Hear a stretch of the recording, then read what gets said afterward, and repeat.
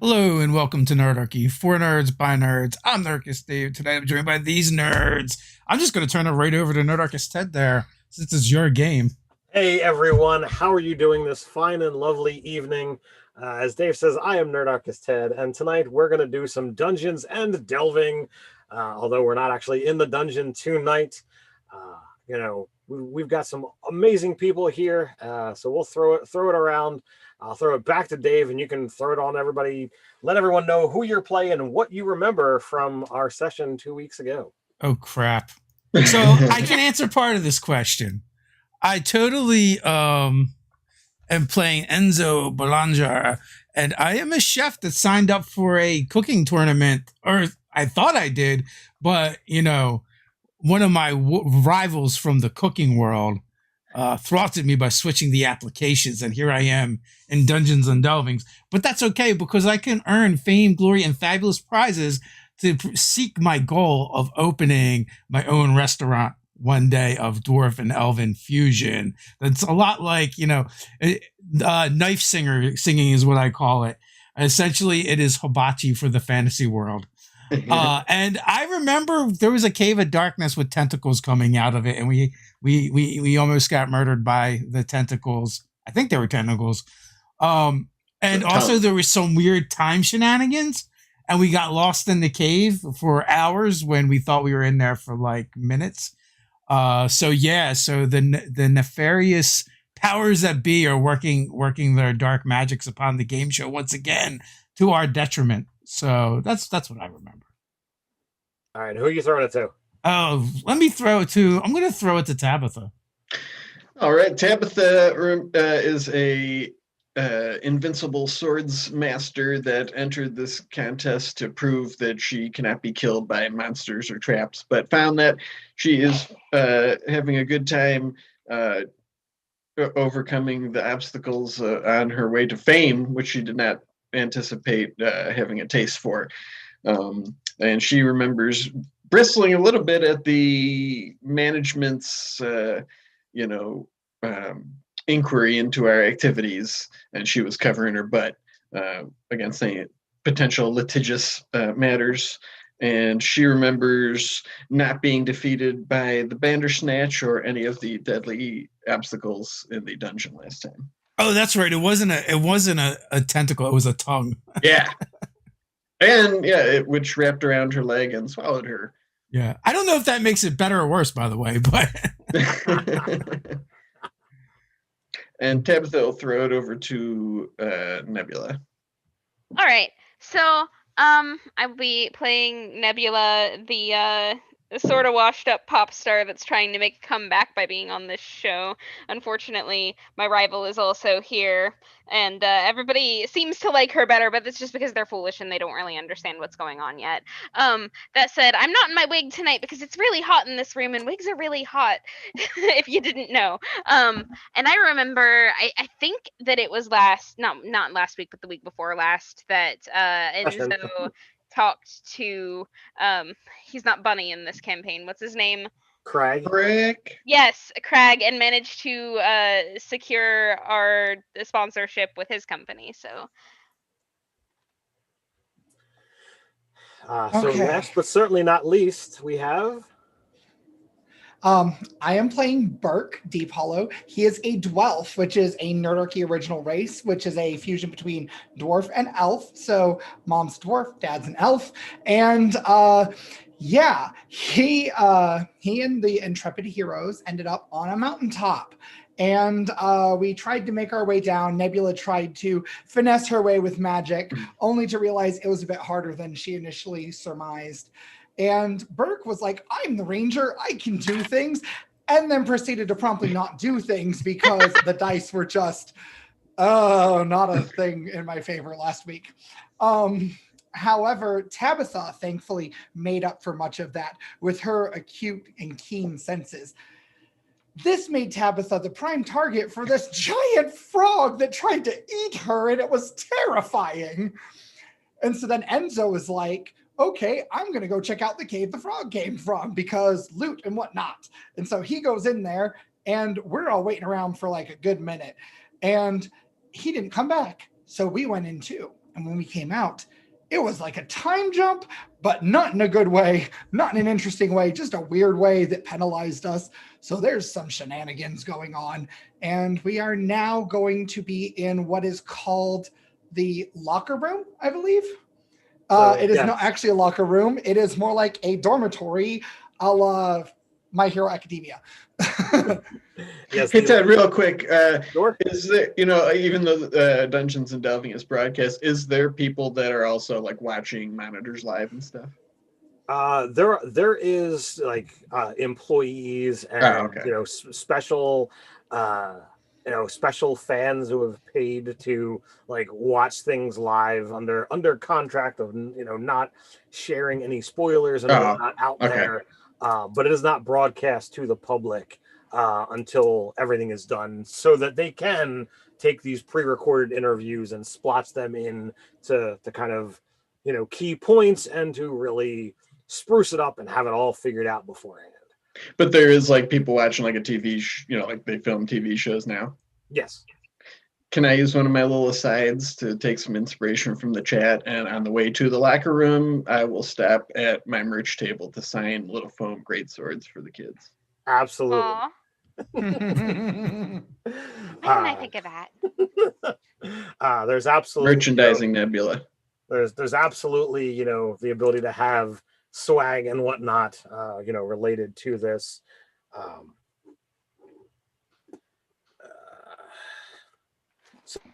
Do you have rules for swag? No, I thought you were looking something up. Like, no. To the swag rules. no. There is totally the ability to have swag. Okay. If that's something that you want to have happen. Yes. But the locker room, as Stephen was pointing out, is the place where everybody kind of gathers, and it leads to the 6 individual rooms that are dormitories that you guys each have, so that you can have space away from the other teams or have fun and interesting chats where everybody gathers. That's where the common kitchen is. But we ended with you guys having this run, and on the way back to the locker room, you heard raised voices coming from inside, and that's where we're going to pick up.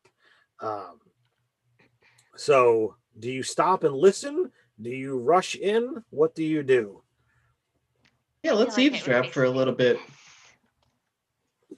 So you guys would remember that for round 2, you were the 4th team to go through the run.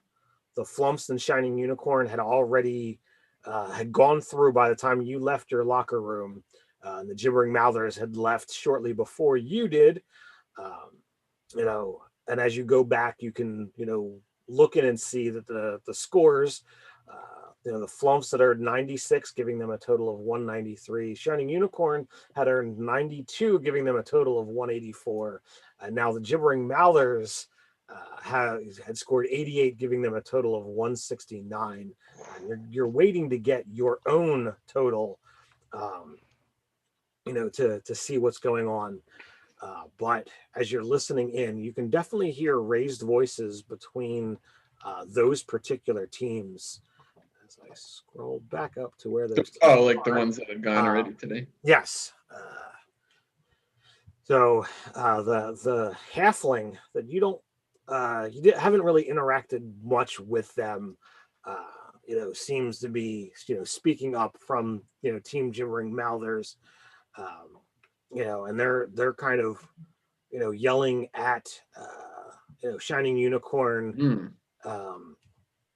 Seraphina's voice raises up high, trying to, she's not pointing blame at individual teams, but saying that this competition is being rigged and there's problems. You hear something along the lines of penalized points for a time delay, very similar to what you guys experienced. That you that they didn't feel, and what's this nonsense of someone changing the exit on them. My agent is going to hear about this, and you hear a door slam. Clearly, she left to go into her locker room, or her dormitory. Mm-hmm. What was the gist of the other side of the argument? So some of the other voices, just seem to be like, look, this is the way the game goes. You hear a dwarven voice that you haven't really interacted with. It's like, look, the dungeons are designed to offer challenges. The things are set up to make you weary of all kinds of traps. Why would you expect, things to fall outside those time frames, to be any different than any other kind of trap? You hear a feline voice, kind of side with the dwarf that is like, look, there's no real point in getting upset just because you're currently losing. You're not the best at everything that you do. And that's what winds up leading Seraphina to what you assume Seraphina to storm out. Or anything I mumble under my breath.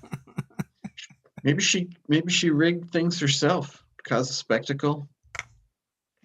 They do say that no publicity is bad publicity. Yeah, I mean, causes a big spectacle, puts her at the center of attention.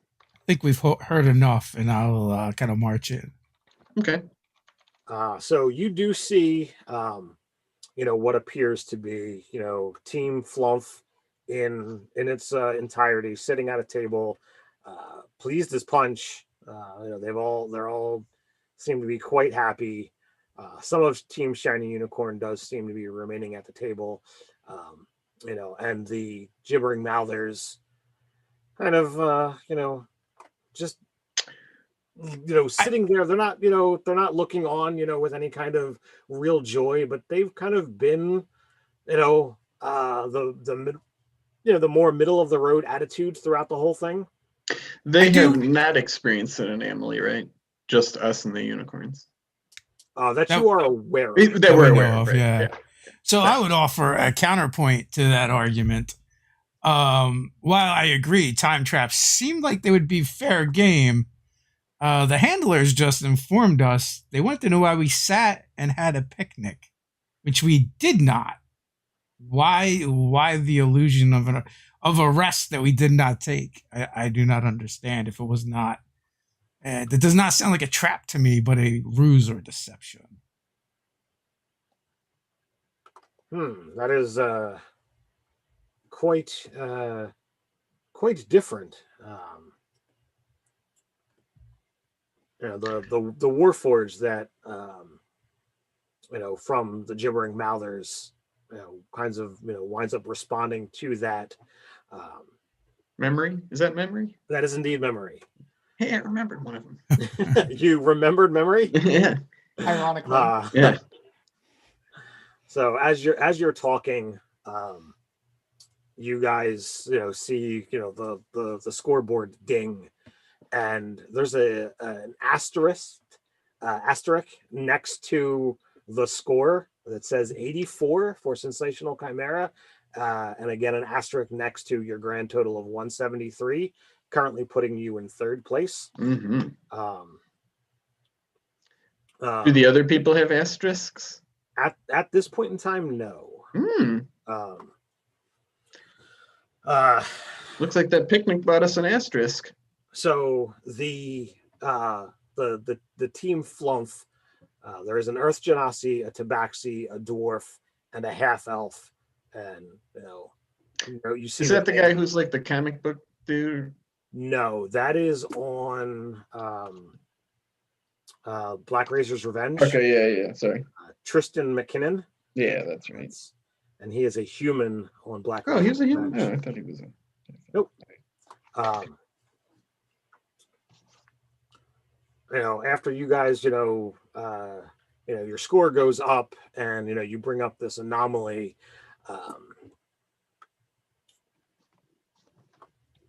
The Asimar, Raziel, from Shining Unicorn, stands up, and they're like, please explain to me the anomaly as you saw it. They're a little imposing, similar to the great sword that is on Tabitha's back. They have one as well, but they look like they know how to wield it a lot better than Tabitha does. Wow, that was kind of insulting. I am not little bit. intimidated because, listen, Enzo has worked in the restaurant industry for quite some time, and that means you have to work for a lot of a-holes. Like Gordon Ramsay? Yes. Tabitha's quite impressed by this Asimar. Have we met them before? Nah, you've encountered some of Shining Unicorn, but most of the interactions have really been done with Serafina. Right. But So, there is the Serafina and the elf that are in the group. They are not at their table. There is a dragonborn. Oh yeah, that's right. Wearing robes that have like a dragon emblazoned upon their chest, or upon the chest of the robes. Time brand. An Asimar in a suit of half plate. Very androgynous features, striking, but you can't really ascertain what they are. Raziel, when they stand up, it's not presenting as like threatening. It's just you can't help but notice how large they are. I will demonstrate with I'll draw my sword, not in a threatening way, but like as I'm telling of how I slashed at the Bandersnatch's tongue, and just describing how awesome I was. And I'll tell Raziel, that's her name. Raziel, yeah. About how we went into the dark cave to, because Enzo had been in there. And is that when we experienced the time? Yes. Yeah. After you fought the Banderhab, but Banderhab, sorry. No, that's okay. I am absolutely going to just chime in occasionally and Sure, make Tabitha sound like an utter badass, because I see what's happening here. Yeah, and then when we came out from this perilous delve into the utter darkness, apparently the feed picked up some sort of nefarious illusion that we had been just sitting on our heels having a picnic. And let me tell you, being in the acidic belly of that Banderhab was no picnic. So you are told that a respite was taken when you were only in the darkness for mere moments? Yes. Mm-hmm. Yeah, that sums it up. Did you do the downhill mountain run as well? We had a similar experience with the time delay, though we are told that there were more arguments as to the path that we were supposed to take. But yes, we did traverse a mountain, and out of the cave came a fiendish creature with very large fists. Did you investigate the cave as well? We assumed that the cave was the exit. Oh yeah, I was concerned about that as well, or maybe some loot and fabulous prizes. You know what I mean? But it was neither. Apparently, it was just a time trap, or at least after we got out and the time was all weird, we thought it was a time trap. But then they said there was this, these images of us taking a respite and having a picnic after defeating the beast, which seems really odd. For their for there to be that ruse if, you know, it wasn't just a mere trap part of the game, but something, you know, else. That's what I was just wondering. Could that have been part of the challenge? Well, no. Why would the ruse be there for the handlers to think we took a respite? Oh yeah, yes, you're right. So what do you think is the proper course of action here? I don't know. I think these anomalies are going to continue unless we get to the root We perpetrator. we need who? This is somebody from the unicorns that we're talking about again. I'm sorry, Yeah. I keep confusing. Yes, this is the Asimar Raziel Oh, from Shining Unicorn. from Shining Unicorn. Yes, and this I is think the longest civilized conversation you've had with you know, anyone from Shining Unicorn. You I know, think it's going quite well. maybe it's because Seraphina's not there. Maybe it's you know, just Oh, maybe that's like possible. Well, I think we should all keep an eye on who is benefiting most from these anomalies. Your team, the Shining Unicorns, has been targeted twice. Mhm. Now we've been targeted once after we assisted you. now the Dragonborn that's, you know, still seated at the table. You know, they're golden scales from, you know, whatever scales you can see. You know, they just raise their clawed hand and point towards the scoreboard. Mm. You know, showing you, you know, what the current totals are. You know, and you know, when you look at the four totals, you've got Flumps at 193, Shining Unicorn at 184, Sensational Chimera in at 173, Asterisk and Gibbering Mouthers in at 169. Mhm. Now, Shining Unicorn and Flumps are the only returning teams. Everyone else was new to the competition. Hmm. Razia, what has your experience with the Flumps been like in the past? Do you have a rivalry with them? So Razia, Or I'll ask that Dragonborn, actually. He was the one who pointed it out. um, What's their name again? so it's Urzath. Urza. Urzath, you know, stands up, and for a Dragonborn, they're not, you know, incredibly tall, you know, but you know, they you know, kind of look up at the scoreboard, look across the room to where, you know, Team Flumps are, you know, sitting there having a conversation. They seem to be in quite high spirits, Mhm. kind of like sitting back and enjoying the interplay that's happening before them, but not really chiming in. When last we competed, the Flumps did well. Neither they nor our team won. So, Hmm. being the only returning teams, I assume that there is some rivalry.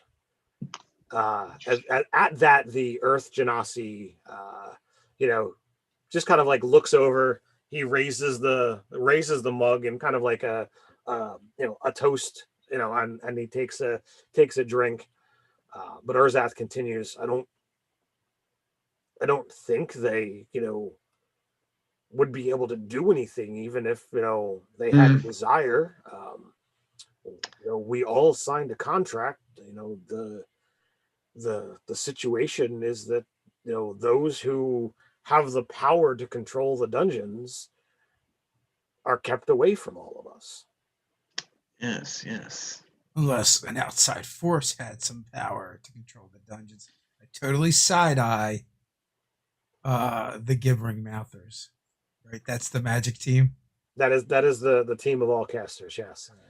So Memory, who apparently forgot to sit down, very very intrigued in your verbal tennis match. You know, kind of comes over. What would someone have against our team? He's from the Gibbering Mouthers? Memory is, yeah. Yeah, Memory is from the Gibbering Mouthers. I didn't actually say gibbering mouthers. I just, side-eyed. Oh, When I okay. said it would take a lot of magic or power to do it. Oh, And then I kind of like glanced with my eyes in that direction so someone facing me could see, but not necessarily like those standing off to the side might not notice. Okay, I totally misinterpreted your statement. I thought you were saying that an outside force was looking to, quash the gibbering mouthers. No, and they are also in fourth, so Yeah, they haven't. they'd have the haven't most even to benefit. But they haven't experienced any anomalies. They just suck. I don't say that out loud. Did I just say that out loud? I'm sorry.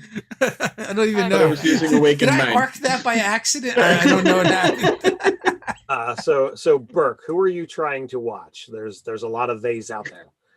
I am specifically trying to watch the gibbering mouthers, actually. Okay. So there is the Warforge, who has presented incredibly friendly, but being metallic. It's very very difficult to read emotions beyond just the changes in pitch when they speak. There's a halfling sorcerer, a gnome druid, and an elven wizard, is what you've been able to ascertain about them. And they seem very, very engrossed in the conversation. Why don't you give me an insight roll? Tell me what you get. Okay. Gonna use my red dice here. Do they happen to be See? Nerdarchy dice? They are Nerdarchy dice. They like me with a 16 All plus 2. So 18. Nice.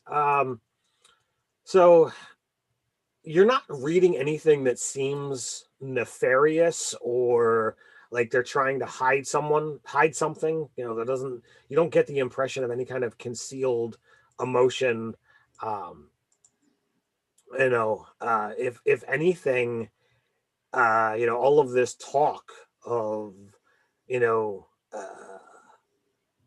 all this talk of sabotage and whatnot, the elf seems a little worried. They're already in last place, so perhaps they're worried that maybe they're next and they're going to be kept on the bottom. Maybe they're worried they're going to get caught cheating. The gnome and the halfling are just kind of nonchalant. They don't really seem to be puzzled. Never trust anyone under 4 foot. Never trust anyone under 4 foot. Okay. Okay. And don't let Can elves I look in your remember eye. It means the- they're reading your mind. I thought that was a different game. It's canon. Nerdarchy. Under age 18 and under 4 foot. It has to be a combination of those two. Can I remember the rune that rediverted the doorway? I have it on Freddy. I would like to duplicate that in a notebook. Okay, sure. And then I would like to approach the gibbering mouthers druid. Sure.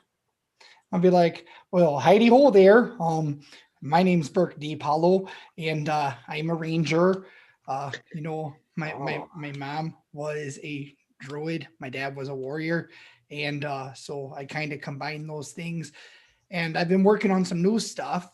And you seem to be particularly well versed in the primal magics as such. So I was wondering if you might help me out though, because I may have copied this rune wrong that from my grandma, and I show them the rune in the notebook. What is it supposed to do? So I know what I'm supposed to duplicate with this. So the gnome introduces himself as Zettermeyer. Zettermeyer Kinsert, if you care, if you please. The gnome, kind of looks at the notebook and then it looks back to you and kind of scratches at their head and scratches at their their big bushy sideburns. Don't really reckon I know what that one is. Air, and they kind of like look over to the elf that's seated at the table.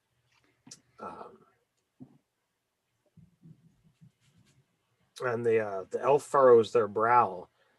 That is not a druidic sigil. Well, Granny wasn't a druid, but I used druid magic. I didn't know if I could adapt it. It is has to do with transmutation, alteration.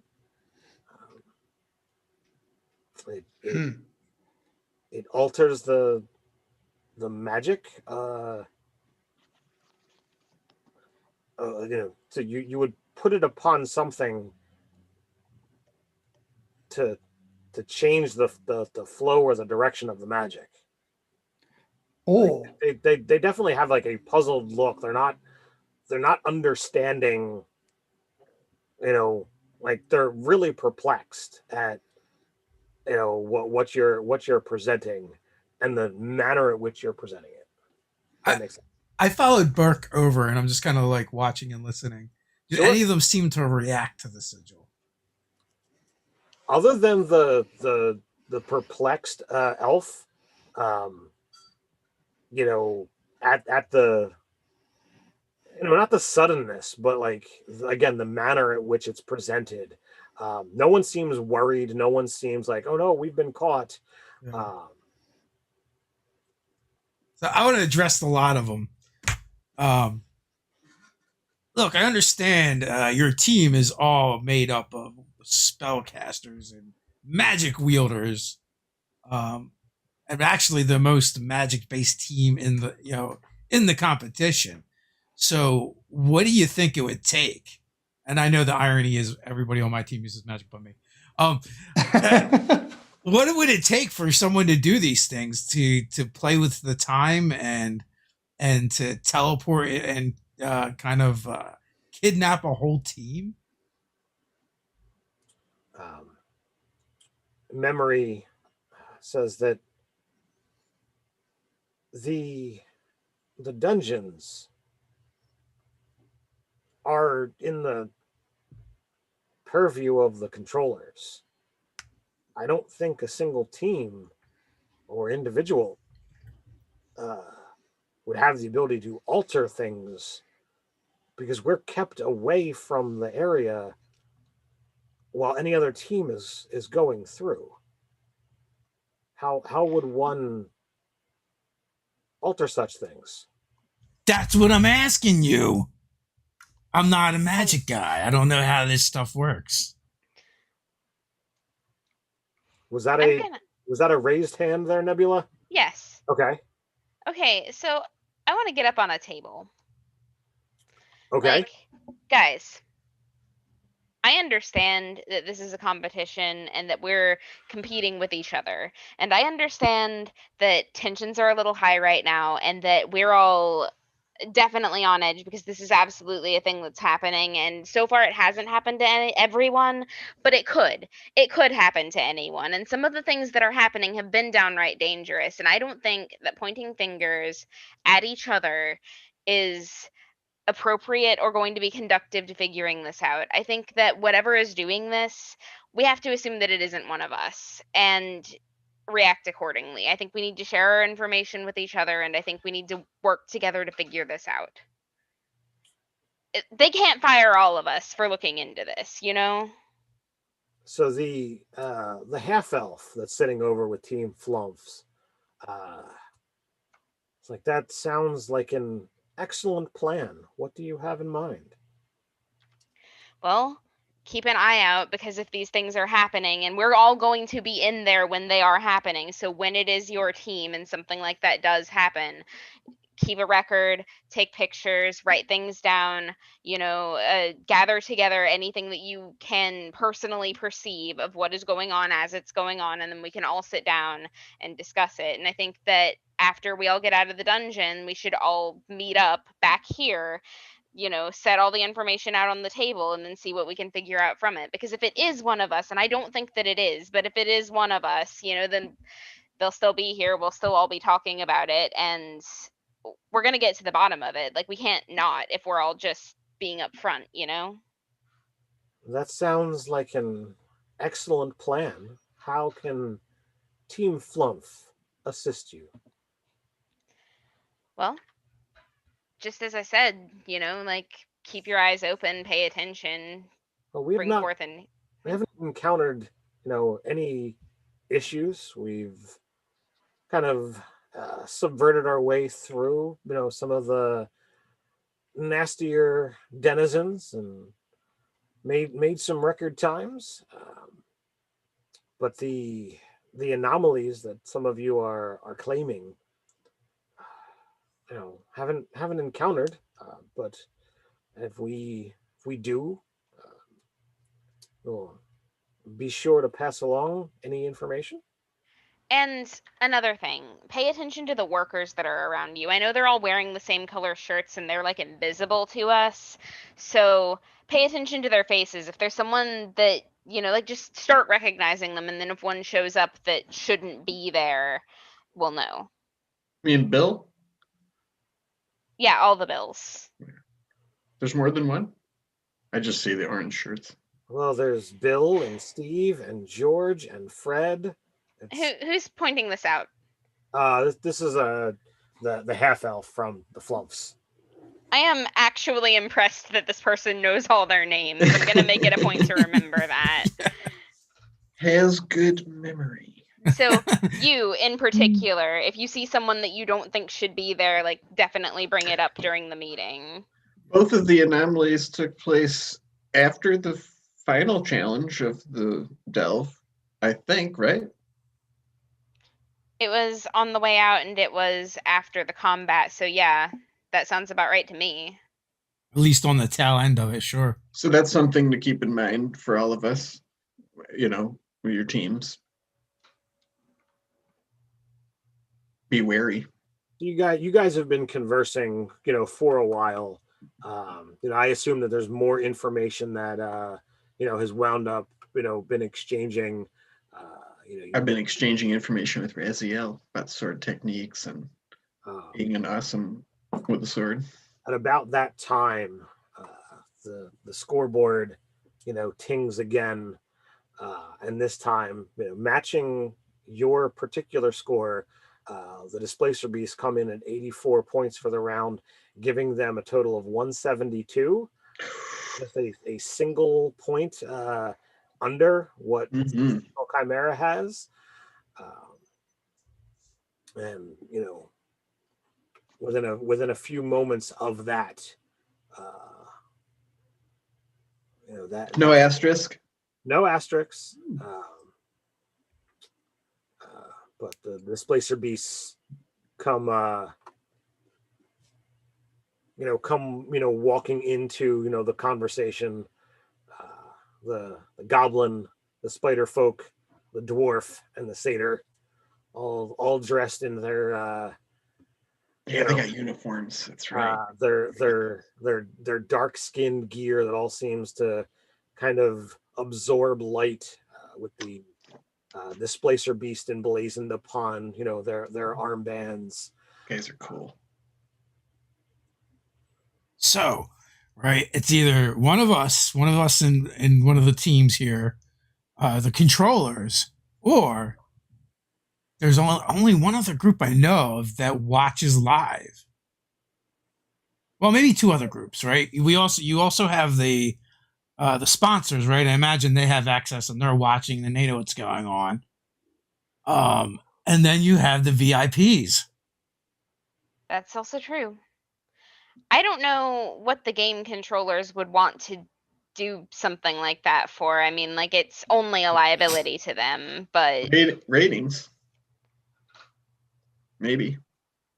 For the publicity? I mean, like, does anybody know if anything about this has gotten out? I don't know, but I don't think so. Better ratings to have certain people do better. I don't think the show would want it to get out. It would cause a scandal. Oh, that everybody involved, has a signed contract that says that you can't share or talk about any specifics about scores or competitions or reveal spoilers. You have an NDA? Until after the reveal show. Until after it's revealed on the actual show. No, at the end they always have the end show where they bring everybody back to talk about it. From That's why we'll have to have 13 episodes. I mean, we could just keep going ahead and doing our best. I don't know if there's a moment in all this I'd speak with just you guys. I mean, maybe we only experienced an anomaly because we interfered. If somebody has that for the unicorns. See, that's just it. That's absolutely possible. But if all of us are interfering, if all of us are looking into it, then they can't just target one team, and they're gonna mess up. Wow, you're a lot smarter than I thought. Thanks. Yeah. I did learn something, Nebula. Yeah. That rune changes the direction of magic. So they were just working with the spell that was already there.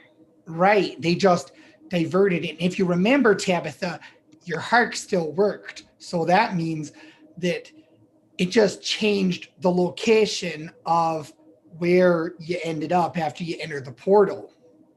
What does that mean? We have to figure out how to get back into the dungeon. We gotta check the entrance to the cave, or can one of you guys turn off the magic of the cave so we can see if there's any runes for the darkness magic to see if it's been tampered with? Do we want to Here's go a back question. in? I don't think we want to go back in. I mean, like when we got caught last time, we had a really good reason for being there. Right now, it's just going back and looking for information. I think we're just going to have to be more diligent going forward. Do you reveal, or do you fill in the displacer beasts into the conversation? Absolutely. Or, so the dwarf, doesn't seem to have armor, weapons. You definitely see, thickened skin upon, his hands and feet. Clearly, he is a brawler of one kind or another. Steps forward. Don't think that we've actually been introduced. I am Thastorn, Barrel Mace. Goblin here is Az. This is Zrosrab. He points towards the spider folk that's kind of like slinking in the background. And this is I lean over to Rezia and be like, that spider folk's really cool.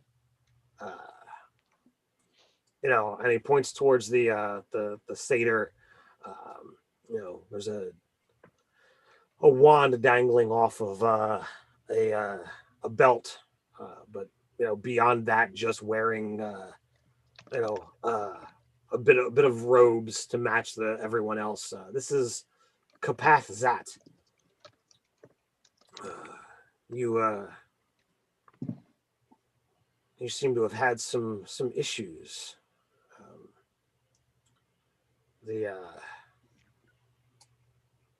Sometimes the darkness is best avoided. And at that, the goblin kind of walks up to Tabitha, and it's kind of a bit of an odd sight. Tabitha's kind of tall, right? Yes. The goblin is not tall in any way, shape, or form. And he just kind of is aiming at your chest, but isn't quite tall enough to get to the center as he points. But he's like, you should remember that. And just turns on his heel and walks away. Did you just get low-key threatened by a goblin? I think I did. I'm gonna.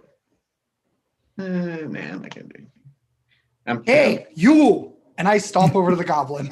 Oh no. We are not fighting each other. What are you saying to the goblin? I stomp over to the goblin and I be like, she's a better ranger than I'll ever be, and that means you should respect her. Oh, Burke. Go on. Continue. Better ranger, so I should respect her. if she's better than you, why? What does that have anything to do? I'm better than you too. The point is, what Nebula said is right. We should be working together. And if you're not with the rest of us, then you're against all of us, and you're prime suspect number one. I don't have any beef with you. It's just with her. Why? Yeah. You honestly don't know? Yes. He he shakes his head and just enters the dormitory. Use your words. You're an adult. Why did you warn us about the darkness? Wasn't that what you said was where your anomaly was, in the darkness? Oh, I'm sorry. I take that back. You said you asked if we filled them in. I was like, they just walked in. How the hell? Yeah, did yeah. Sorry. My bad. How was the goblin equipped? And that was also the goblin that was following Burke around, right? Indeed. The goblin seemed to have a bandolier of black metal daggers. Cannibal Corpse playing in the background. Sorry, I got carried away there. Yeah, what was up with that little twerp? I don't know. You really don't know? No. The goblin, the dwarf begins speaking again. We keep him around because he's incredibly competent at what he does. But he can be an ass, and he is cutthroat competitive. But it seems he's got an issue with you specifically. I don't know you, and he's never really spoken to us about anything, but it's clear that there's something there. You don't recall seeing him previously?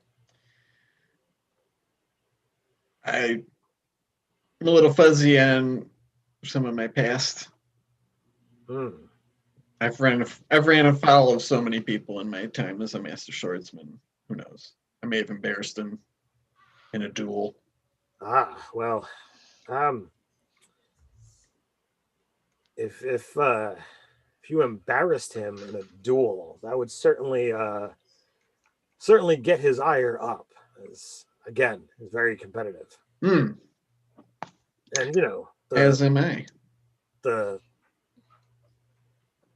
goblins already have it difficult being, short and being goblins. Can be a hard lot. Does the gnome and the halfling respond to that comment at all? There is some snickering and laughter, but the gibbering mouthers, have seemed to, take their lot as punching bags in this particular competition. So they're nice people, though.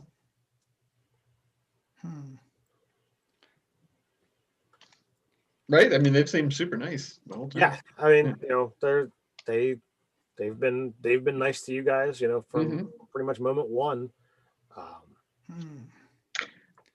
So the Shining Unicorns, did they go into the darkness? Yes. Oh, right. They thought it was the exit. Yeah, they went into the darkness. They got a different illusion than we did. And they got a different illusion of them having an argument over which direction to go. So asking around, did anyone else have the down the mountain challenge?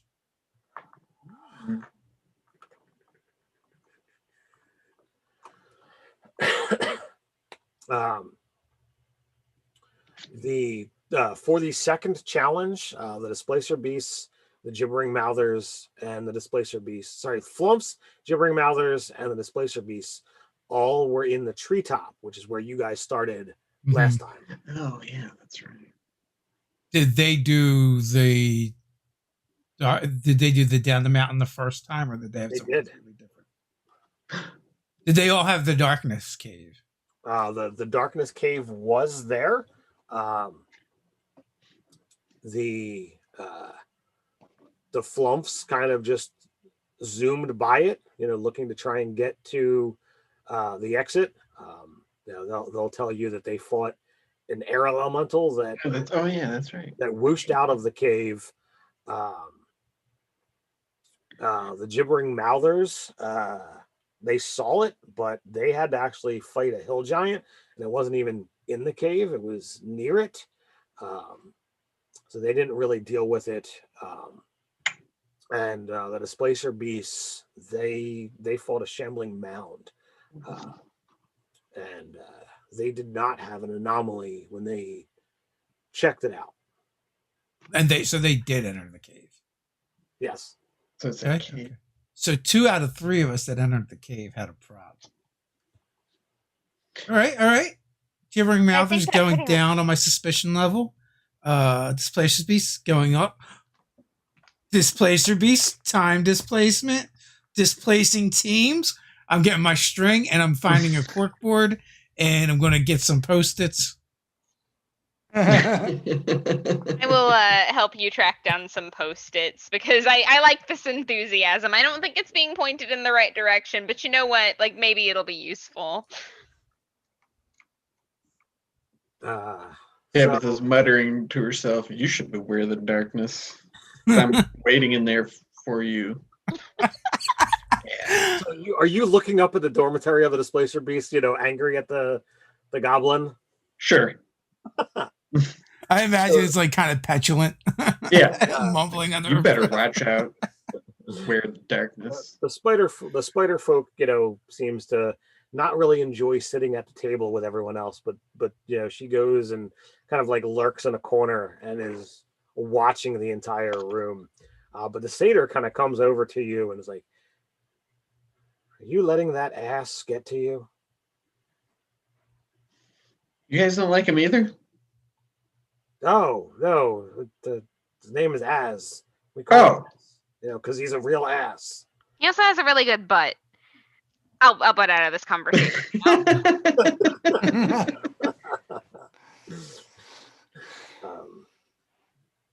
I mean, you understand that it's a competition, and if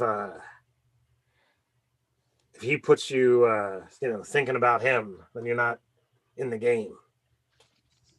All of this, it's all about trying to psych each other out, in and out of the course. I say, "Oh, I know all about the game face," and I just go, "That's my same face." Are you sure? Why are you telling us this? Well, I mean, you can look at the scoreboards. We're certainly nowhere near the top at the moment. We're a third of the way through the competition, and it's we're circling the drain here. So if I can piss off the ass and make you not as bothered, maybe that's my own jollies.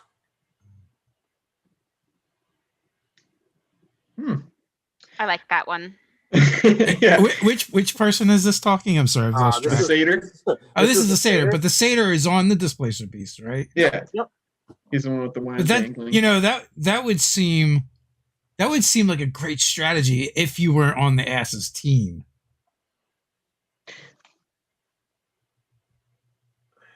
Yeah, what's your game, satyr? Yeah, like to get to piss off someone on one team and get in the head of someone else on another team. That would be a great strategy, except for you're on the same team. Are you just trying to be mirthful? You Fae really are chaotic. I don't think you're allowed to say that. Is that offensive? I asked the It could be satyr. to some, not to me.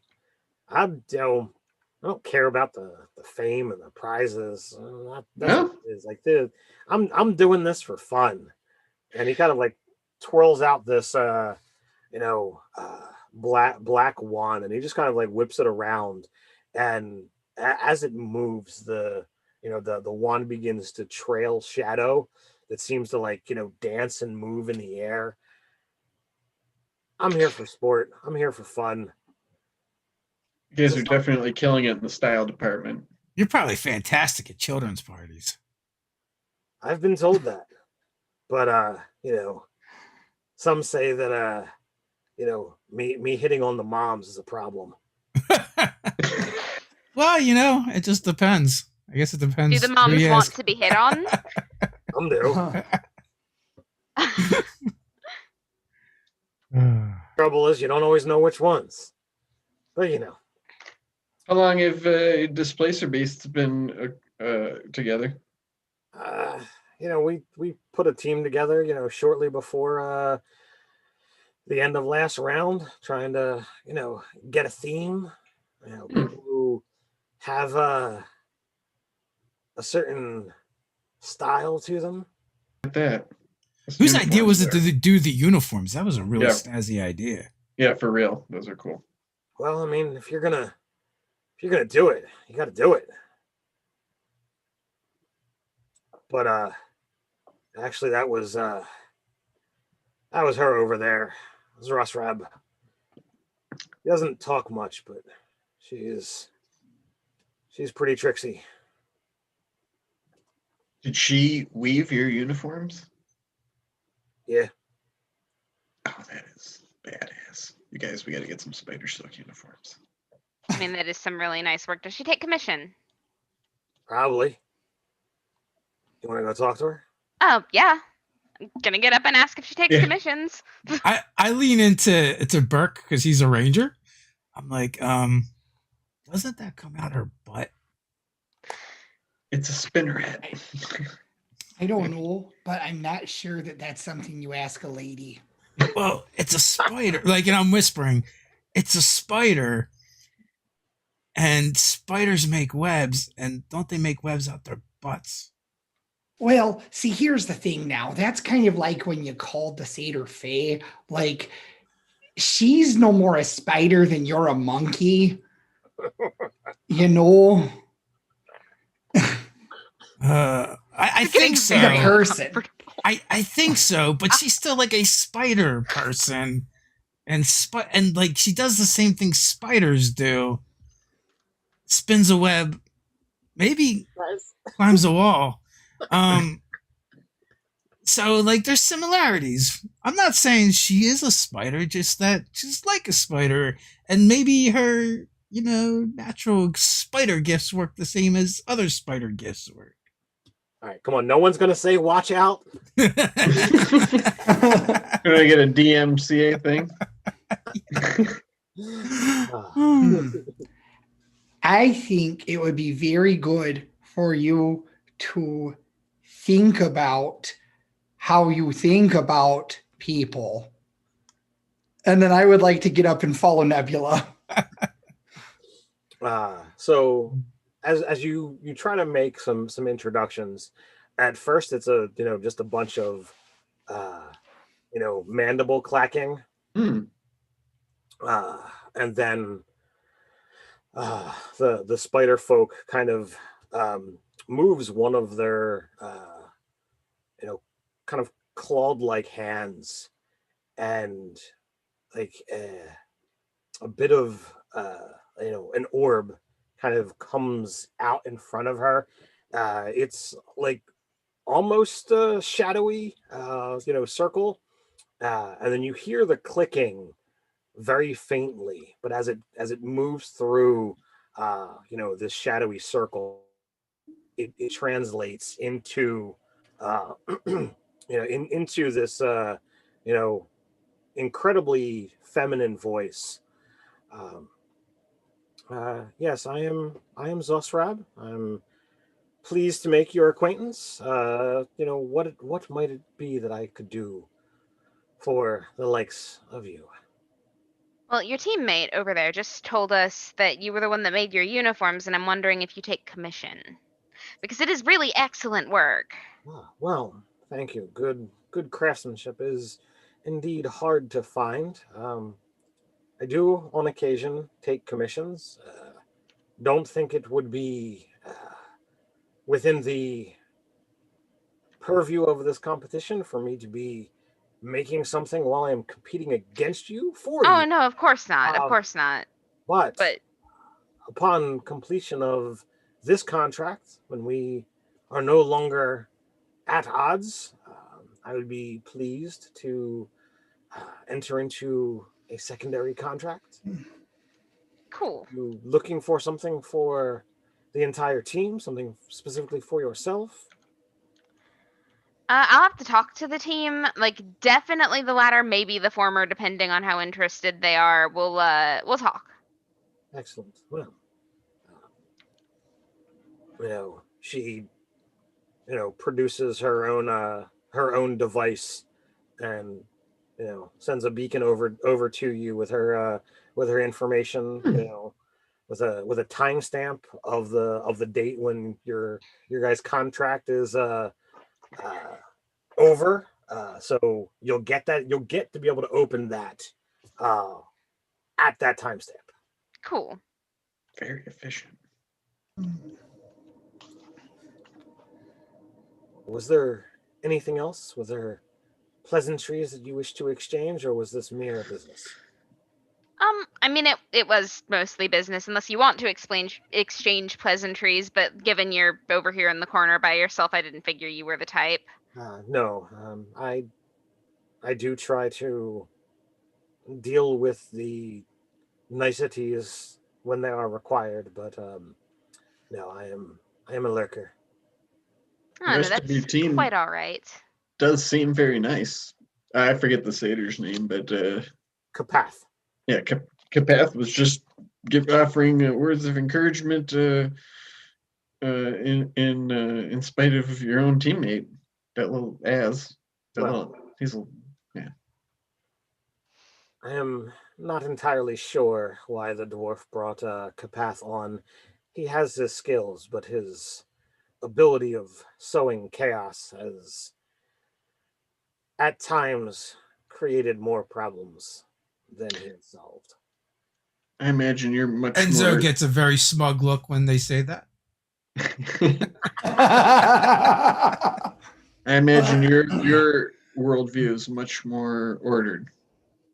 Yes, things must follow a certain path. They must Make follow those connections. the logical order of things. What does your logic tell you about these anomalies that are going on? Well, the logic says that there has not been any significant problems that, for those who have actually encountered the issues. It is a small deviation of points, and only two teams have really been threatened by these, and that we have 4 more dungeons to run before all is said and done. Who do you think might be at the center of this growing web? You are trying to appease me by using words that are close to home, but if you Relatable. if you wish to spin this tale, then so be it.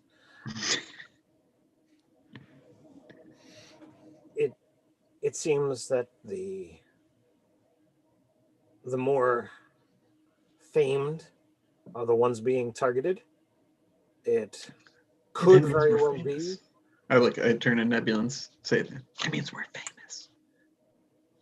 It could very well be that they are trying to, that the show is having these kind of conundrums to spark up the ratings for when they do go live.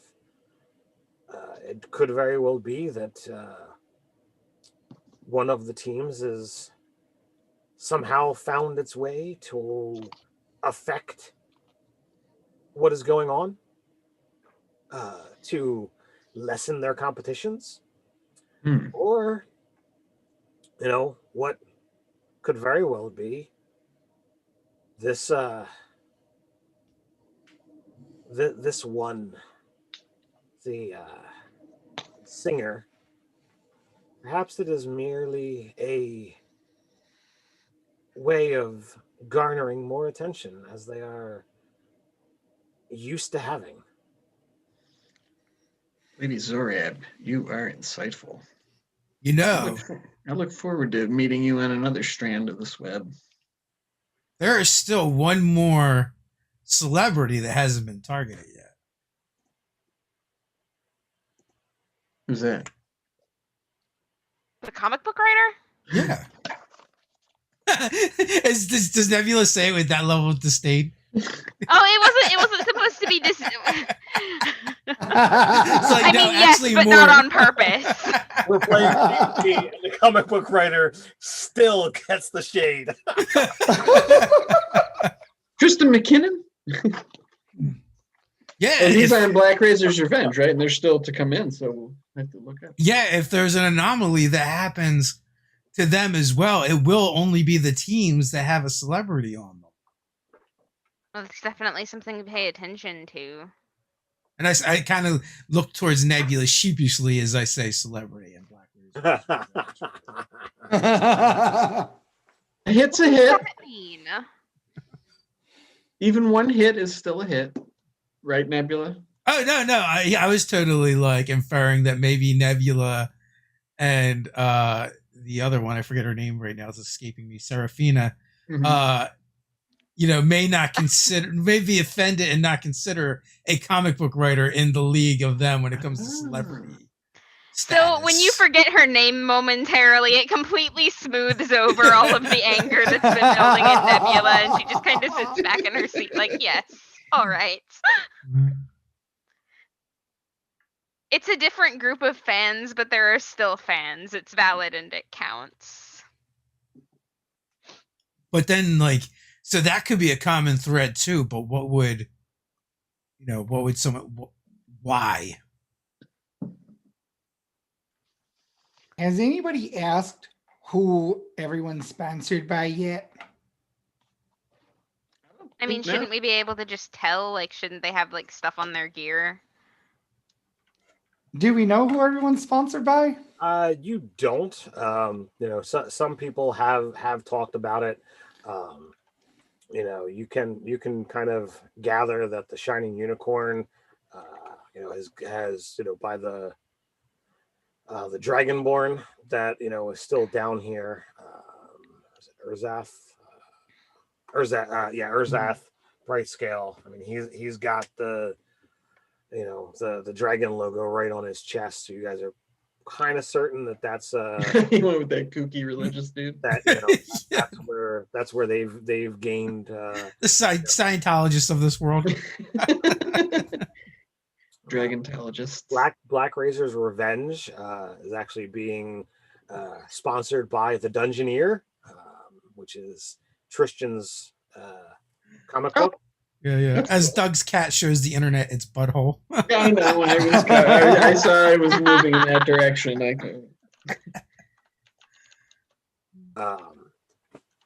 He's a little attention hog. The Gibbering Mouthers are actually unsponsored. They weren't able to ascertain And we got two. anyone and the Flumps, they've kind of been a little closed lip as to who their particular sponsors are.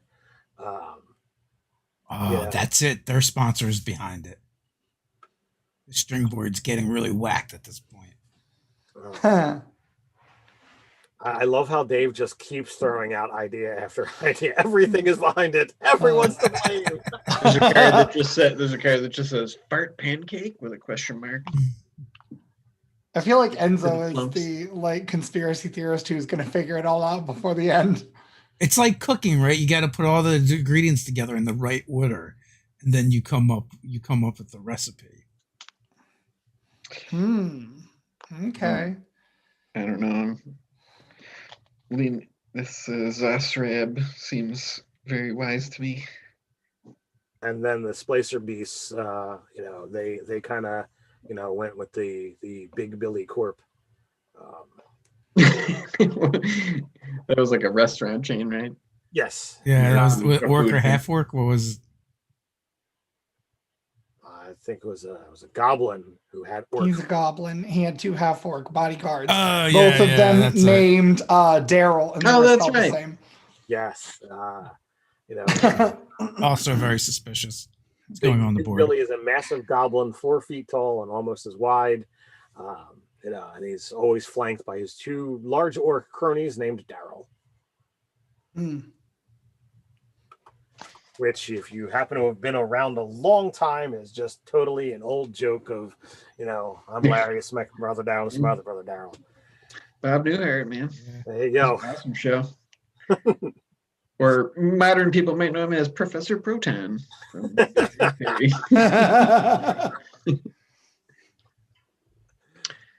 I've been waiting to use that one for a while, and I felt this was amusing enough. Sure. So let's. So team. Okay. So I guess like, do you guys want to go back to like our room where you can talk privately? Yeah. Probably a good idea. Okay. Hey, do any of you spellcasters have a way to search our room for like bugs or listening devices? That's a good question. Let me consult my character sheet. I will. Ted, as because it is a game show, are there any places where like we are offered like privacy, or is everything kind of being recorded all the time? So the individual you know, bed chambers and bathrooms are supposed to be off limits, so that you do have the ability to unwind, de-stress however it would be that you would do those kind of things. You know, being on camera all the time can be exhausting. You know, so you are told that there are dampening devices, you know, here, so that no recording is possible, you know, here. You know, and that's in your contract.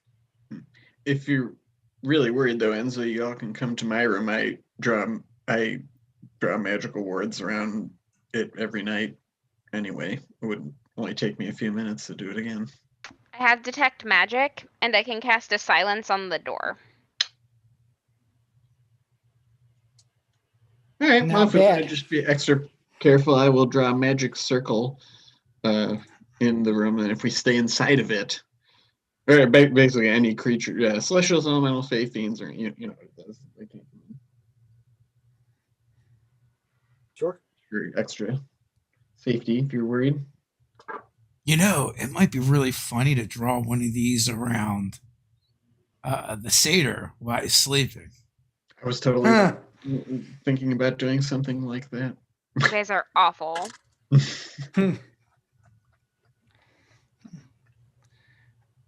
Well, things change.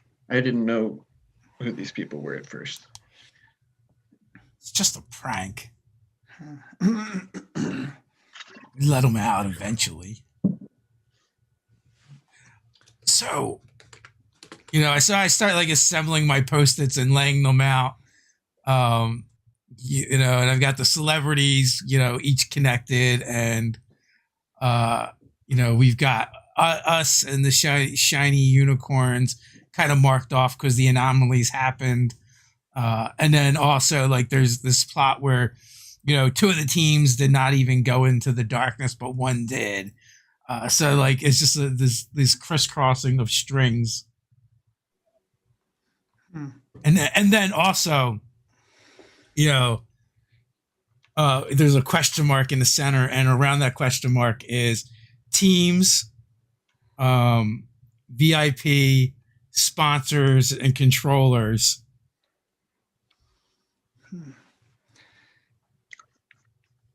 You know, Enzo, maybe you had the right idea from the beginning. Remember when we had that conversation and you told me that the goal was to win because it's a competition? Yeah. And there was a kobold that was spying on me when I was swimming with Hefty, trying to train him how to swim. And he said something similar. I wonder if maybe, just maybe. Goblin, but Oh, it was a goblin? I thought it was a kobold. nope. Was it I'm F? sorry. It was ass. It was as then. It would have had to have been as. Really, it's an answer. He basically told me as much that it's a competition. What if the whole goal of all this nonsense is to throw people off from the competition and the goals? Because if you don't bring your A game to this game and somebody else does, they're going to win. Yeah, but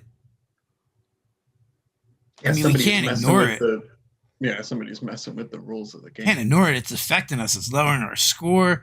The shiny unicorns would have been taken out if we didn't just save them. Well, maybe that wasn't our best move. But you see what I'm saying here. Like, it definitely is an advantageous to other teams, not us at the moment. I wouldn't be surprised if it's Serafina. Really, you think she's trying to do it to elevate her career? Yeah, maybe after we interfere, we got too close, so she messed with us. Yeah, I mean, she's never going to write a song as good as "Taste My Boots." I mean, let's face it. No, I mean, yeah, "Taste My Boots" is like #1 all time. Yeah, Nebula, you should have waited to put that one out. You should have did some others first, and then did that one because that's going to be hard to beat. You could follow that up. I mean, I can only get follow that nobody up. ever got worse at stuff by doing it over and over. It kind of makes me wonder, though, what do people want out of the she's being nice, competition? What do we want? What do they want? Who's getting what they want by this happening? Because that's what it's all about, right? What you want, what you don't have, and how you get it. Yeah, well, I want to open a restaurant. You want to save the farm. Nebula wants to be even more famous than she already is. And I don't know why Tabitha's here, to be honest with you. My goals have changed since joining this competition. I think she just likes hitting things with that really big sword of hers. I do. But I like this fame stuff, too. Oh, yeah, your Hark is really blowing up. Mm-hmm. What are you up to, like 10 now? 10 Hark followers? I think so, double digits.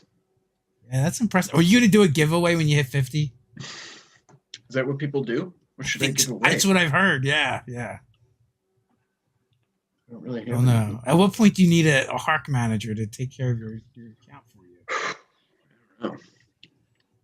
Do you have one of those, Nebula? What, a Hark manager? No, Yeah. I'm authentic. I bet Serafina has a Hark manager. She is pretty vapid. I mean, she'd have to. How else would people find her likable? Look at what she did when one thing went wrong. That's fair. I thought you were a fan, Burke.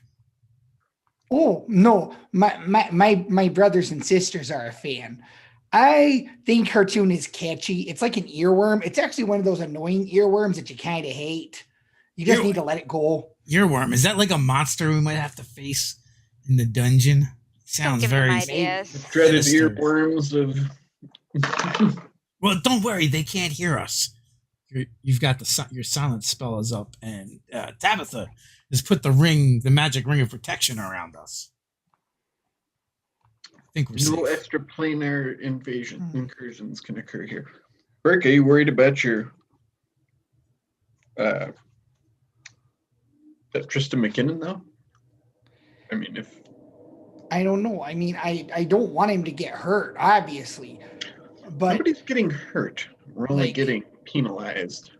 I'm wondering what's going to happen, though, if he's going to get hurt. Because so far, it's been Serafina and Nebula that's been targeted. And they both are pop stars. Like, Here's the point, though. We don't know that it was me and Serafina. We just know that it was our teams. Mm-hmm. You know who else is on both of those teams? Somebody with a really big sword. You think somebody would be targeting Raziel? And dwarves. Well, that would just be ridiculous. Well, we don't have a dwarf. We've got a. No, I'm a dwarf. I'm only half dwarf. I mean, if somebody had something against his dwarves, they father's would side still or your totally mother's be side? targeting you. That's true. What did that spider lady have to say? Fascinating. Just that she couldn't do business with us yet because we're in the middle of a competition and she's got other things to focus on, but that we could take a rain check. She also How does shared she her talk? insight. Magic, I think. Magic means. Magic. She seemed to But you could suggest the potential possibility that Serafina was orchestrating something, but she also, to be fair, suggested perhaps the same things that Enzo has on his board. She'd be proud of this web of red strings you've created here, I think.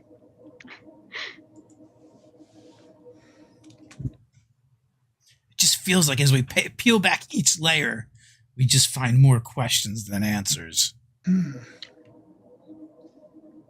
It's like an onion, really, this whole mystery.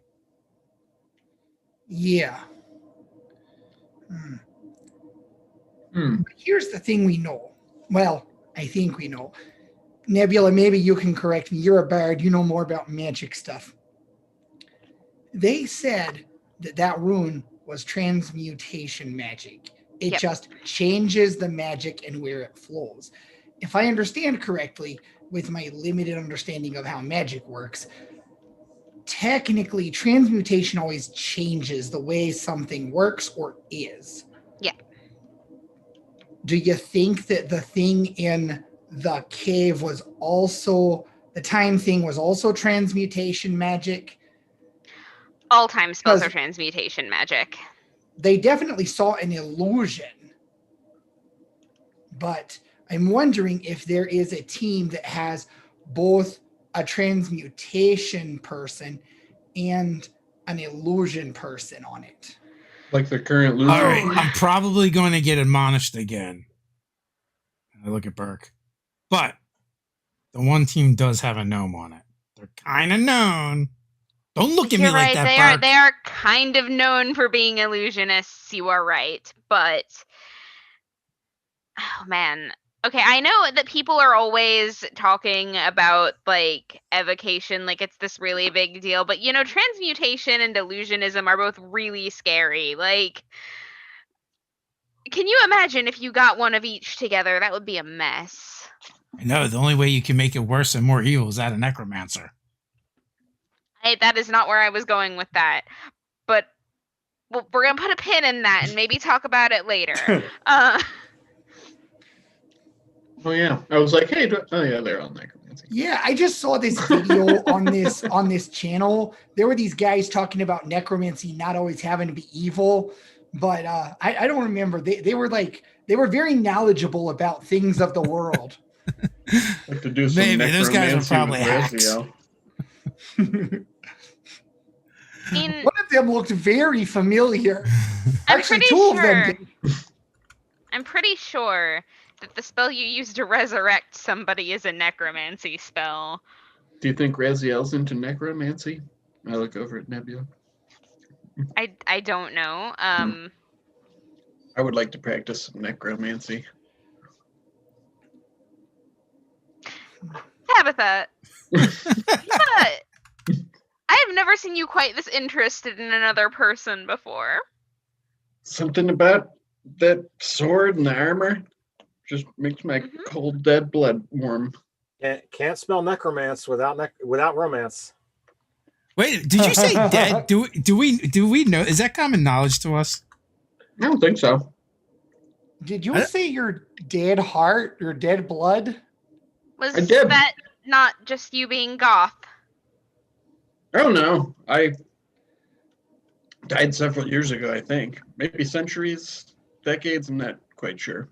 Oh, But ever since I think, or at least close enough that I think like I put my hand in her chest, like no, it's not beating.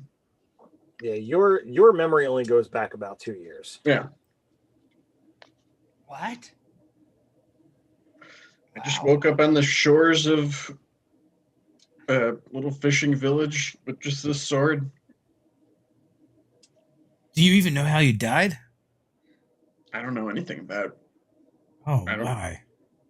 What if it's all you? What if it's a plot? I start getting the string I and the don't post-it out. think that you can just assume that because she's dead, Enzo. No, hear me out. It's not Tabitha, but whatever brought Tabitha back, they knew Tabitha was going to want to be the greatest swordmaster ever and need someplace to prove their skills and their status. What better place than Dungeons and Delving?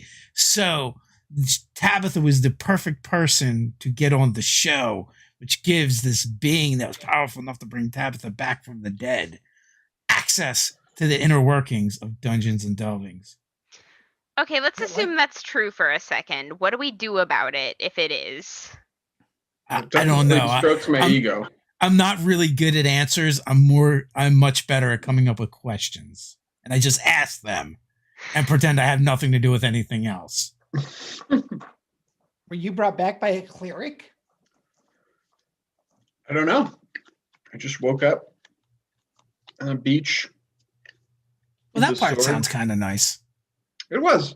I've been working as a fisherman in the last few years. It's very calming. Oh, But every so often, I just feel this itch to test my metal. Like it's like a compulsion almost. It's a strong desire. Interesting. hmm. Tapping the mystery pot post-it. That's Something that I wanted me alive. put next to the other ones that are in the center around the question mark. Or at least around. Hmm. Just shaking my head. Well, since we're being honest about everything, and Grab my Like stack the of post-its. Nebula said we should all be honest with each other. Uh-huh. I haven't been fully honest with all of you. Okay. I know it's kind of a stereotype as such that people with ears like mine, they tend to, be super perceptive and whatnot. But I'm almost deaf. I pretty much rely on reading lips. Oh. And that's Oh. not something you were obligated to tell us about. Yeah, Yeah. I don't think it matters that much. Also, the cave must have been super scary. Right. But if there's a lot of this stuff going on, I feel like it's probably important that you guys at least know Okay. Well, is so there we can anything that help we keep can each other safe. Yeah. Exactly. And in the interest of that, is there anything that we can do, like anything that helps you out, like Making sure we I've look- gotten very adept at reading lips. You might say it's a feat of sorts. but like How- if somebody's got their back to you and they're saying something, like how do you want us to handle that? Well, I definitely can't understand them. When you say that, like Hefty kind of like pads his front paws a couple of times, and Oh yeah. goes over to Burke's side. Are and- you really a ranger, or is that a service Gantuan? Oh no, I'm really a ranger. Actually, I can see and hear through hefty senses, and I can hear pretty well that way. So sometimes I do that.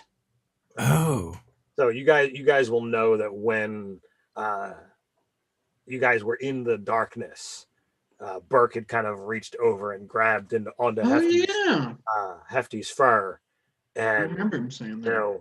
basically at that point in time was able to tap into the senses of Hefty and navigate through his hearing as opposed to his own. Oh, that's really So- neat. Yeah. were you That's born kinda why I that have a way, or problem did with- or was there an accident? Did something happen?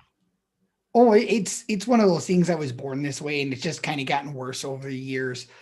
But that's why I don't like the dark much, because then I'm even more cut off than I already am. Oh yeah, that makes sense. And I know down next to Gantuan, which like probably puts him, at eye level or a little bit higher. And I ruffle his head. You are a really good boy. The thing's massive head, just gives you this big old doggy smile or gargantuan smile, however you want to call it. All of its legs kind of just stomp on the ground. That's shaking the entire room. It's sizable. It's medium, but it's named Hefty for a reason. He's a very good boy, and I just ruffle his fur. But yeah, so I told you that not because I felt like I had to. It was just, it's probably good if we all know how to keep each other more safe and how to help each other. Like maybe we should try to keep Tabitha from dying again because we don't know if she can be brought back after that. That's a good point. Oh, What's yeah. your two's deepest, darkest secrets? I sort of sit, like, scooch over by Burke and just stare at you. Who did you say? What's your deepest, darkest secret? I don't know that I really have one. I actually feel a little left out now. I mean, I just like to cook. And I mean, I am a little embarrassed that I got tricked into this whole dungeon and delving situation. But I'm kind of glad too, because I could use fabulous prizes to open a restaurant, and I'm really enjoying getting to know you guys. Same here. Likewise. You freaks have really grown on me. Oh, Tabitha. So with that, the rest of the evening kind of passes, and we go into morning, and the area where messages can be sent to you guys outside of your unrecorded rooms, the door that leads out to the locker room is barred, and there's a note with a scheduled appointment time for you guys. And when you wind up when the door does open for that, like a makeshift barrier seems to have been put up in the locker room, segmenting all of the entire common room out to different hallways, and you are met with, as you would call him, Bill, but the dude's name says George. And this is the next day. This is the next morning, yes. Hey, did we ever get Black Razor's Revenge Award, or is that part of what you're about to score? You have not seen it yet, no. Okay. Never mind. So you're led into one of the waiting rooms, and a more senior orange shirt comes out, and it's like, look, I apologize for the way we're doing things this morning. There's been the anomaly that you reported, the anomaly that you were aware of and didn't really divulge, and then the other thing that happened yesterday. And I'm just trying to gather all of the information. If we can gather some more information, perhaps we can remove, the penalty points that were, put in for the respite. Hold on. What anomaly were we aware of that we didn't divulge? After the fact, when you went into the dungeon run that the Shining Unicorn was in. I thought we talked about that. Yeah, after the fact, not not immediately after you did it. When we got caught. Yeah. Well, we didn't know about it until we investigated. Yeah, we were supposed to tell you fail something to divulge happened. it. We just didn't report it until after. We just Yeah. did your job and solved the mystery. Well, you were told not to interfere, and you interfered. That What are we gonna do? Just leave them missing? we had teams. I was okay with that. Well, I'm not trying to place blame. There's no penalty that was put on you for the first bit of information. We're merely at this point in time looking at what happened with the second run, trying to gather all the information so that these issues and anomalies can be dealt with, especially. Yeah. It might have to do with the darkness on the mountain. Didn't that both? Yeah, that was where we experienced the second. Not all of the transgressions that have happened so far have been in the darkness. Mm. We were all sort of chit-chatting in the locker room last night. But have there been any more that we don't know about? Yes.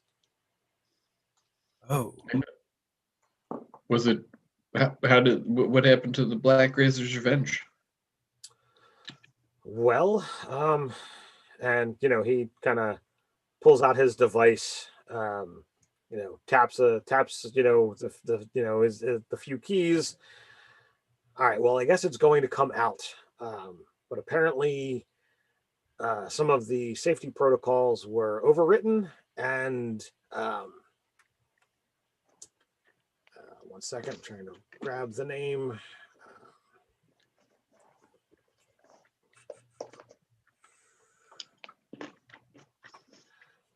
Yes, when during the run with Black Razor's Revenge, the safety protocols appear to be, overwritten or modified.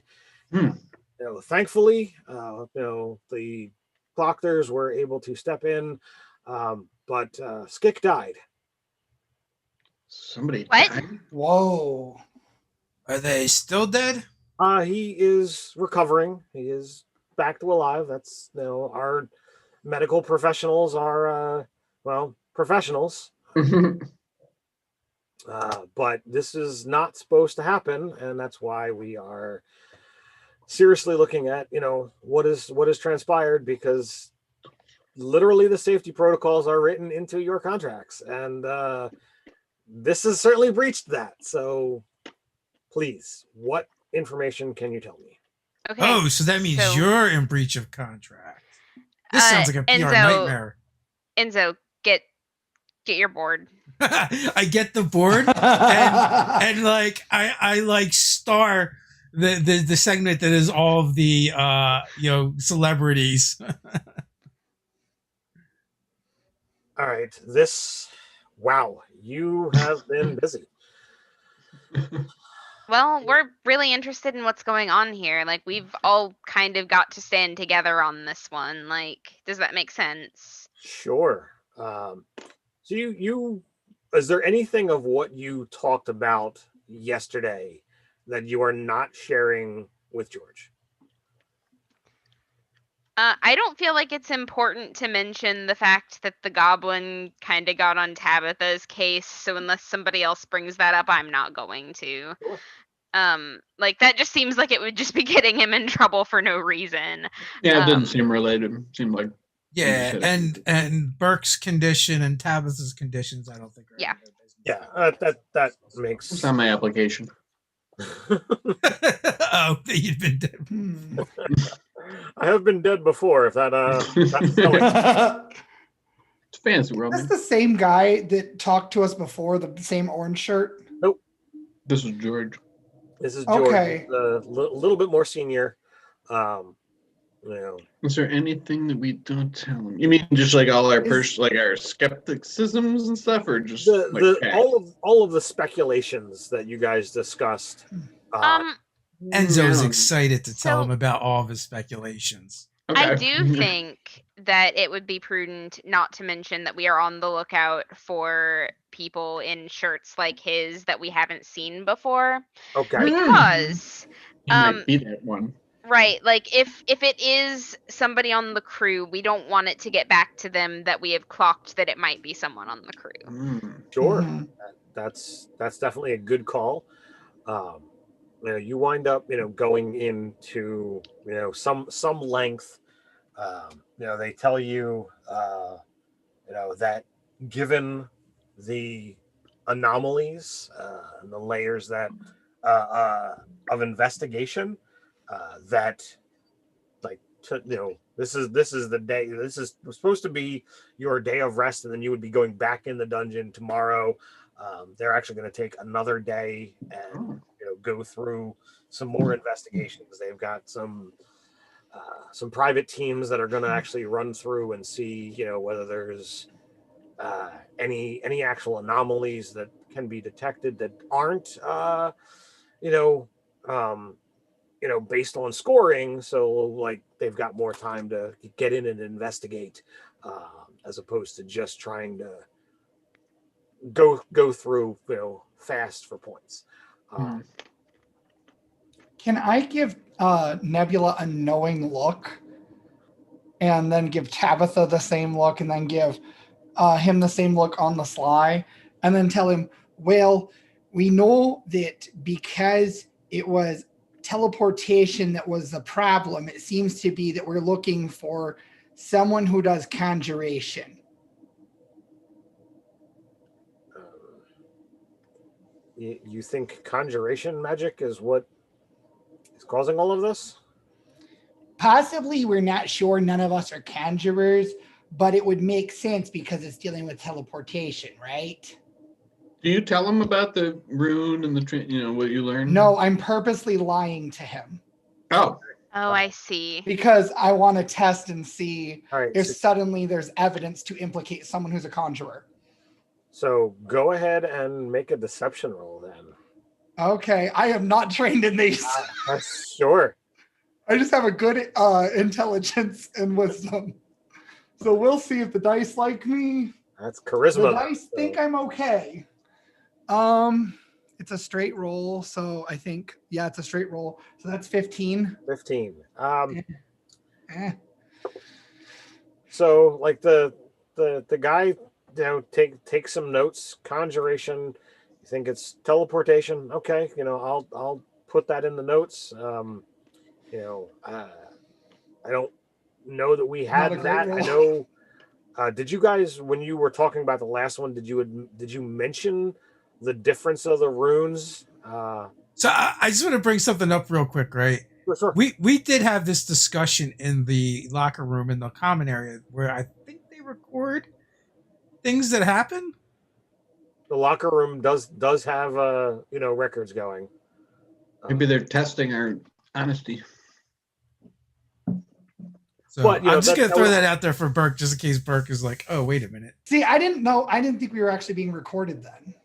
Yeah, that is the common area for that. Oh, so okay. If you wish to, kind of rewind the clock, by all means. Yeah, sorry, I thought we weren't being recorded then. So. Yeah, I mean, there's no guarantee that someone's going to sit and review all of that footage, but it is used to be able to, like, if there's a heated argument, like that whole line of between Az and Tabitha, that's certainly gonna air on the TV show. They highlight commercial. Pick out those things just for publicity. Okay, yeah, I get it now. I get it. For some reason I thought we were only being recorded in the dungeon or interview sessions. Never mind. Like real world, they're road rules or something. Like, yeah, okay. In the bathroom. What happens when 20 adventures? So yeah, I probably will just not tell him anything about the rune then. Sure. So now I do believe you mentioned that there was like a change in rune, and you guys had some information that you had shared at the end of last session. We showed them the rune that was different. Right, and they had said that there was no record of that. So you're just not telling them about like how it was a transmutation. Right. I was mostly trying to sniff out if there was somebody that was going to try to frame a conjurer, but sure. If it was recorded, they probably would see it. So sure. Yeah. Sorry about that. No worries at all. Let's see. Scratch that mental note. So is there anything else that you wish to, inform this guy or ask this guy? Hmm.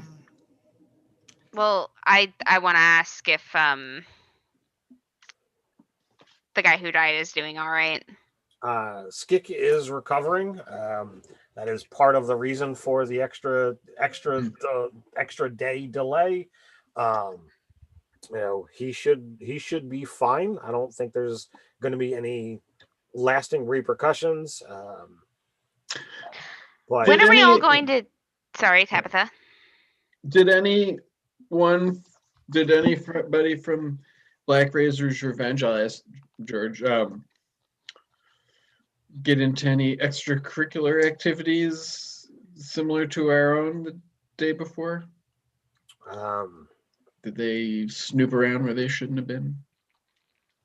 I ask only because, maybe we thought that might be what related to who's being affected by these things. what do you mean by snooping around? Well, I mean, the first day, the shiny unicorns experienced that problem. Mm-hmm. And then after we had kind of poked around on our own, we experienced the problem. But we helped the shiny unicorns. Yeah. Right, but I'm just wondering if... To my knowledge, no, there was no Oh, okay. there was no poking around by the BR Revenge. Might want to look into that. That we are looking at all the angles at this point in time. Now, again, all of the issues. We're gonna remove the based off of the information that you've put here, and he kind of just gestures at your post-it note board. You've given us some homework to do, but we're going to remove the respite from your points. That's going to put you at 89 and put you at a total of 178. Given the issues with the Black Razor's Revenge, they were given a score of 92. So this will actually keep you in third place. That's fine. It's more important that this gets solved, but when are we all going to be able to sit together again and talk about this? Because I feel like that's really important. What do you mean? What do you mean? I mean, just the teams in general. Like the common room isn't going to remain closed, is it? No. We wanted to have this sit down and discuss with everyone today. We're gonna get the house in order, and we're gonna find out if Skik is going to continue. Whether or not if he does not, if BR's Revenge is going to get a replacement, or whether they'll just bow out. I'm not entirely certain at this point in time. But by tomorrow morning, you'll have access to the common room again. I do apologize for the necessity of this separation. Trust me, there's more of a headache on my end than yours. How much did the sponsors know? The sponsors are aware of that there have been some anomalies. Obviously the Black Razor's Revenge sponsor has been told about the fate of Skik, and they are of course not pleased. They're happy that again he's going to make a full recovery, but the fact that it was necessary in the first place was a problem. Okay. I've got two questions. Of course. What run did Black Razor's Revenge do? They did the mountain. Okay, also the mountain. Did they go into the darkness? They fought a belay, and the kobold decided that he had a a maneuver that he wanted to try, and had the safety protocols been on, everything would have worked perfectly, and you know, he would have taken out his adversary and been fine, and the team rushed through the exit, but the belay got the better of the kobold. So they did not defeat the belay. They did, but it was at cost. Yeah. We are still Filet trying mignon is delicious. Where is the belay corpse? Well, I mean, there's places in town that you can get filet mignon, without a problem. Yeah, but this one's really fresh. Oh, wait a minute. I had another question. Sure. Yeah. So, you distracted me with filet mignon. Now I didn't get my second question. It's easy to be distracted by that. It's very delicious. I mean, filet mignon is quite good. I can understand how distracting it can be. Rub those brain cells together, Dave.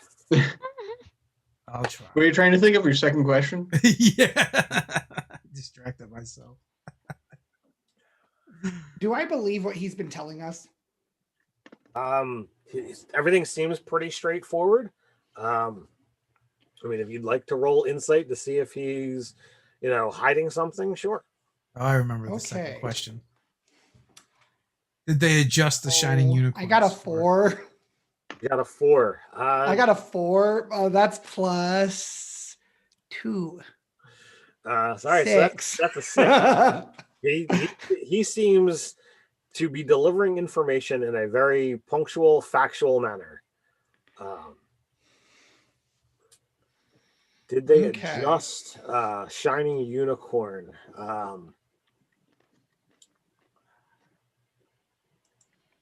Did you think of your question, Dave? I was stalling. Yeah, that was Yeah. Yeah, he asked if they adjusted shining unicorn. They have 89 from the first and 92 from the second. They're currently in second place. As the issues that they have faced have not haven't completely been investigated. Their points currently stand. If anything, there is a slight bump, but the point difference that they would get at present is not enough to bump them into first place.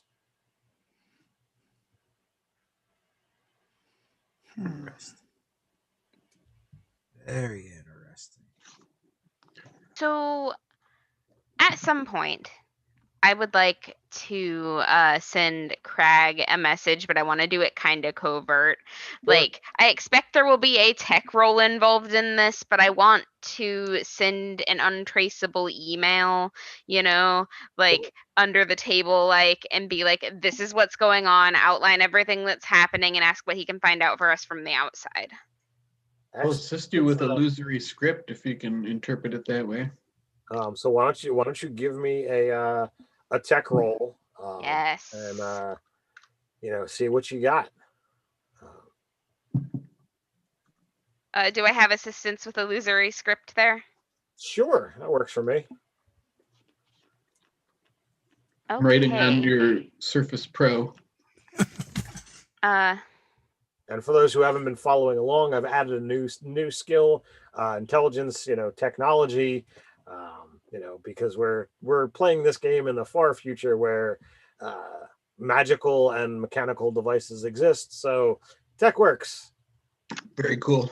27. 27, dear Lord. Advantage saved my bacon. Sure. Hey, and you had inspiration if you needed to use it anyway, because we always start with it. So it doesn't matter. All right. So you are supremely confident that you have got an untraceable, message that has been sent out to a tech guru. I might be trying to impress him. That's cool. And we'll pick up at this moment to see how Craig from Hairable Ideas responds. We'll have a quick overlay as to what's the word I'm looking for, a time lapse of what you guys do with your extra day or day and a half at this point in time, and then we'll enter the dungeon for episode 6 next week. Woo! Very fun session. So Awesome. as always, you can find links down below for all kinds of cool stuff. Come back, tomorrow at noon to see, Dave on the live chat. And if you're looking for more gameplays, come back Friday night, where Robin and myself will be returning for episode 2 of Untraditionally Arcane. The game is sponsored by Easy Roller Dice, where everybody's a wizard. Very cool. Nice. Sounds like fun. Well, until the next time, everybody, stay nerdy. Stay nerdy. Stay nerdy. Stay nerdy.